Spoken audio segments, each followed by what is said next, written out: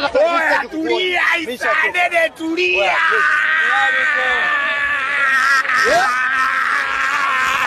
King Kong King Yanga Afrika. Wanasema Yanga Afrika tunashangilia sare.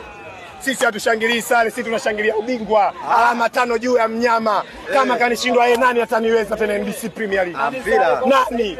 Sasa hivi anaanza kuwapigia hesabu Mbeya City, Azam wao amenishindwa hapa. Ametangulia chuma 2.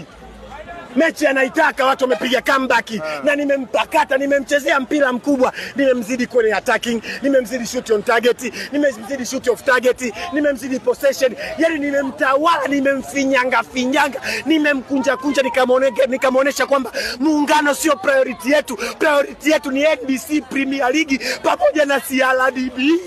Ulipokaa ilikuwaje? Pale nilianza kuona mawenge, nikasema wa Simba mbona kama babu yao mganga wao anataka kusema ukweli. Nikasema bwana nchi tulieni, tuliza pressure. Sisi ndo Yanga Afrika. Si timu yetu kubwa na timu yetu ina wachezaji. Bwana Pedro Gonzalez wamshukuru sana. Muungwana yule mtu. Alichokifanya kumwanzisha Mwenda badala yao ule uungwana. Angeanza Mwenda pale tulikuwa tunachuma 5, leo anasema magoli 5.